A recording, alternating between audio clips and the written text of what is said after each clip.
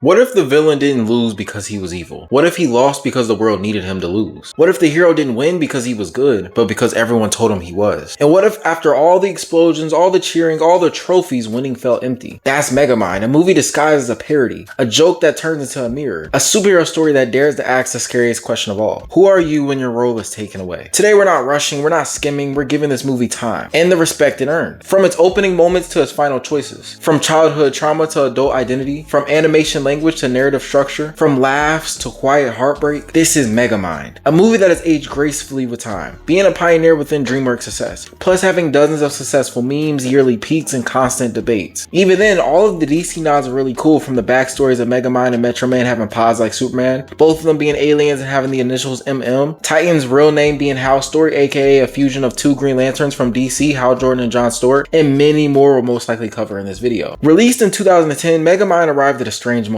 Superhero fatigue hadn't set in yet, but the superhero formula unfortunately had. Audiences expected clear heroes, clear villains, and clear moral lines. But what they got instead was a movie about roles. Not destiny, not prophecy, not power levels. And the reason Megamind aged so well is because roles age poorly. Society changes, expectations shift, labels fail, but you would think identity struggles, right? Nah, they never go out of style. Before a single joke lands, Megamind tells its entire thesis visually. Two pods leaving a dying planet, same origin, same loss, same trauma, different landings, and this is not subtle, and it doesn't need to be, because Megamind isn't asking who was born good or evil, it's asking who was welcomed. Megamind doesn't land in a loving home, he lands in a prison, a place built on rules, punishment, hierarchy. He survives by thinking, by adapting, by learning systems faster than everyone else, and because of this handicap, he truly believes evil is good during his early years, as we see in the beginning narration of the movie. Plus, with all this hardship, his mind becomes like no other, the smartest kid in existence right now. And when he finally enters school, he isn't rewarded for intelligence, he's punished for being different. Every attempt at connection fails, every attempt at expression becomes ammunition, and from that bullying and pressure, a tainted diamond is formed. Using his high intelligence, he starts creating gadgets that unfortunately start hurting people. And the lesson he learns isn't I'm bad, it's worse, I don't belong. So he adapts again. If they expect a villain, he'll become the best one imaginable. Metro Man's landing couldn't be more different though. He's celebrated before he speaks, loved before he earns, protected before he understands danger, and the world doesn't just accept him, it orients itself around him. And when he and Megamind cross paths in the school, their feud officially starts. The good paragon of hope versus the smart villain of evil. Metro Man with his impressive power set, looks, and lovability versus Megamind's trauma and resentment. But the thing that sucks most about this for Megamind is the fact no matter how smart he is, or no matter what he can create, Metro Man always wins. And on top of that, the kids love it. Continuously this game plays out. Metro Man is cheered for, adored, and eventually this leads to, with a hard carry from Metro Man, literally, everyone leaving Megamind behind. Now instead of this stopping there, Megamind and Metro Man keep the charade going through childhood, to teen years, to even adulthood, becoming very prominent in their roles, especially Metro Man. Fans, statues, status, he literally has it all. And that sounds great until you realize Metro Man never gets to fail, never gets to question, never gets to choose. His role is decided, and although he does play it perfectly, Metro City isn't a realistic environment. It's theatrical, exaggerated, operative, because this isn't a city, it's a set. Megamind and Metro Man are enemies, they're actors in a long-running play. Each battle follows rules, each loss reinforces identity. Megamind plans to lose, Metro Man plans to win, and both of them are trapped by it. And this is very crucial to the plot, because Megamind doesn't lose because he's stupid, he loses because losing gives him purpose. And as long as Metro Man exists, the city needs Megamind. And within this logic, Megamind matters, Megamind is seen, and failure becomes survival. And sadly, that's just painfully human. Fortunately, we do get some insight into their lives though. Introducing Roxanne, and as shown right now, she is just Metro Man's girl. Kidnapped by Megamind, she doesn't even take him serious. He's the joke of villainy, cartoonishly evil even. And we see how easy it is for her to get in his head. Eventually, he does realize this though and locks in on Metro Man. But before we get into that, let's go back just a little bit. Metro Man is being awarded by the city for how amazing he is. He can dance, he can smile. I mean, heck, at this point, I've already explained to you he is technically a performer. But after all this showing off in PR, he opens up a bit about what he possibly wants for his future and letting others know how to enjoy and follow theirs. And even with having anything he wants in the world, he isn't fulfilled because where is the fulfillment? This isn't his story, this isn't his life. It was the life set up for him by the system, the life set up for him by circumstance. And in the middle of this ordeal, Megamind pops up. Lights, dramatics, an evil master plan. That involves the same plan he always has, except this time it ends differently. Like always, at first Metro Man is easily getting through everything. Megamind's weapons, ray beams, robots. It's literally nothing for him, nowhere near a match. Until Metro Man starts suffering.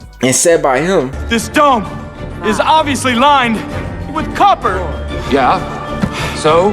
Sir, copper drains my powers. Here Megamind gets excited. Is he finally about to win? And that's when it happens. The death ray beam hits and Metro Man is dead. This even gets confirmed in Megamind's eyes seeing Metro Man's skeleton and cape. And instead of playing this scene like a joke, the segment chooses to hold weight. The movie doesn't celebrate, it pauses. Megamind wins and immediately realizes he doesn't know what to do next. No enemy, no structure, no applause, just silence. And obviously Megamind conquers the city afterwards, but the victory montage feels hollow. The jokes are slow, the energy drops, and this is all because this is what happens when your identity is built on opposition. When the thing that defines you disappears, so do you. And Roxanne is the most grounded character in the film. She doesn't worship heroes, she doesn't fear villains, she asks questions and notices patterns. But most importantly, she sees people. And even though her relationship with Metro Man was blown out of proportion, she still shed tears at a statue paying respects to the hero he was. Even then, she does so at the same time Megamind does, creating this sort of mirrored scene. While one is paying respects to the old life of normality, the other is paying respects to the old performance of normality. You see, and this actually starts something beautiful. Megamind doesn't want to be seen moping at Metro Man's statue, so he disguises himself as Bernard, beginning his charade. Here we see sort of a deep moment on his and Roxanne's exteriors, and in the end he actually makes it out as Bernard, escaping and keeping his identity secret. The interesting part about this situation though is that from now on, every time Megamind disguises himself, he doesn't do it to deceive. He does it to exist. As Bernard, he isn't feared, he isn't mocked, he's listened to. And for the first time, Megamind experiences something revolutionary, being valued without performance. And this somewhat directly and indirectly leads to Hal's story. Roxanne, weird, overweight cameraman with a huge crush on her. Megamind, feeling the sadness of the loss of Metro Man, has a new master plan, creating Metro Cities, which is a direct nod to Superman City Metropolis, brand new superhero. Now he wanted to hit someone worthy of his time with the beam, but this unfortunately hits Hal. It's all good though considering Megamind's intelligence. While also falling in love with Roxanne as Bernard, he also trains Hal as his space dad, and most notably during this training he gives him the name Titan. Here we see how dangerous Titan could be if unchecked, and when it comes to him training to fight Megamind, he is fighting with the intent to kill, most noticeably him not letting up on his laser vision. At first he's even clumsy, rough around the edges, careless, but eventually he does become successful within his teaching, and because of the success he thinks it's time to show off by throwing his crush around the city trying to spit game. You know, in hindsight I wouldn't have thought this idea was bad either, but you know, with permission to do so. This man Hal starts doing all of this with her body with no consent, and eventually his strong boasting exterior is broken down by rejection. And slightly after this, Megamind then reveals himself as his fake space dad, which made him seem special, and the man that stole his supposed to be woman. And this is where it starts, the movie's true warning. Hal represents what happens when power meets entitlement, and unlike Megamind, Hal was never rejected, he was ignored. And ignored people with power are dangerous. Titan didn't want to save people, he wanted to be admired by them, and when the admiration doesn't come, he punishes the world. After Megamind's reveal and Roxanne's rejection, he goes mad trying to kill Megamind. And most notably, we see a lot revealed here. Megamind would never beat Metro Man if he actually tried, and that copper isn't a real weakness for Metro Man's species. At the end of this, with Megamind barely escaping with his life, the people turn to Titan cheering for him, running the villain out of town until he drops a bombshell. He is officially Metro City's new supervillain. Now a bit before this, even though everything was going good with Roxanne as Megamind was disguising himself as Bernard, he is unfortunately accidentally outed himself. And when Roxanne learns the truth, Megamind doesn't fight it, he collapses. Because this confirms his deepest fear, that the only way he's lovable is by lying. He doesn't think he deserves redemption, he thinks he deserves exile. This is not a villain's breakdown, it's a wounded person's breakdown. And through this night of heartbreak, Megamind doesn't just lose Roxanne, he loses his invisible car and the antidote to the device that gave Titan's powers. And back to currently where we are in the story, this matters to the plot more than anything because Megamind just found out he is nowhere near a match to be able to take on Titan right now. So he has to enlist the help of Roxanne. Around this time, he also puts 2 and 2 together, realizing that if copper isn't a weakness, then Metro Man could have survived. So even though Roxanne doesn't want to help, she unfortunately doesn't have a choice, and within the investigation, they found a beautiful secret hideout. And more importantly, the bombshell that Metro Man didn't die. He escaped. And here we see the most overpowered feat in the movie. Metro Man is massively faster than light. Megamind's beam was frozen to him. Metro Man even lived the whole life in that speed, reading books, eating while being entertained by newspapers, playing outside with a kite. Like, this man is incredibly fast. And he is doing all this while not struggling, sweating, or even overworking himself. He's just contemplating. And after taking this time to think, understand, and make a very important choice, he fakes his death, lying about a copper weakness, grabbing a random skeleton to put his cape onto, and officially ghosting the city of his actual whereabouts. So importantly, Metro Man officially breaks free, because being perfect was a prison. He never chose heroism, he inherited it. And by leaving, he forces Megamind to confront the truth. No one is coming to save him, and choice is the only freedom left. And with this new philosophical understanding, Megamind decides it's time to become Metro City's hero, while also arriving in style. He has theatrics, lights, and confidence just radiating from him. And all I gotta say is, till this day, this is still one of my all-time favorite animated character entrances. And after his drones trip up Titan long enough for him to save Roxanne, Titan gets out and throws a freaking building at them. Like, how wild is that? And in turn, this more so trips them up instead of killing them. But here we see this lead into Megamind wasn't actually there, but instead he was disguising himself as Metro Man. And when he shows up, he scares Titan out of Metro City for now, being successful in his charade. Until unfortunately Titan returns, realizing that only one man calls it Metrocity, Megamind, leading straight to the official final battle. And once again, Megamind is completely outmatched here. But thankfully Roxanne is there and points him towards his car, and the antidote to Titan's powers. So upon getting it and Titan throwing him in the air, which is poetically impressive being the beginning of the movie, and perfectly falling within the scene, Megamind lands using his vast intelligence being able to pop up fast enough and injects the antidote into Titan, officially defeating the threat. And as you see, Megamind doesn't defeat Titan with strength, he defeats him with understanding. Titan doesn't lose because he's weaker, he loses because he's never learned humility. And Megamind wins because he accepts himself, not as a villain pretending to be good, but as a person choosing responsibility. And the people of Metro City do take a moment to adjust. Like, this guy was literally their villain a week ago, and at that been their villain for 10 years plus. But eventually they cheer, they officially accept him, and then even reward him in the same way they did Metro Man, with the statue, a medal of honor, and a hero identity. Plus, at the end of this, us viewers are left to see a movie done right. The exaggerated designs aren't jokes, they're emotional amplifiers. Sharp angles, bold colors, expressive faces. This movie reads emotion instantly, and that's why it still works. Megamind is about identity in a world obsessed with labels. It's about choosing growth after rejection. It's about learning that intelligence without empathy is empty, and power without responsibility is destruction. But most of all, it's about realizing that you are not the role that you were given. You are the choice that you made. And that's why this movie didn't just age well, it matured. This movie has action, romance, heart, betrayal, comedy, but most of all, a compelling message. It is never too late to change. And to add on to that, we have story-driven characters that found a place in our hearts, and an animation style that we didn't know we'd miss 16 years later. So if this video made you see Megamind differently, that's the point. Because sometimes the movies we laugh at the most are the ones telling us the hardest truths. If you enjoyed today's video, make sure to hit that like button. It genuinely helps the video reach more people. And make sure to drop a comment too. It lets me know what you thought and helps the algorithm push this out to others who might also enjoy it. And if you want to see more content just like this, consider subscribing. I've got a lot more coming. And if you want to support the channel even further, I do have monthly memberships with early access to videos, priority sponsored content, shoutouts, and a few other extra perks. I just want to let you know there's no pressure at all. Just understand I truly appreciate you for being here. It's always a blessing to make these videos, and I pray you all have an amazing, blessed day. I'll see you in the next one.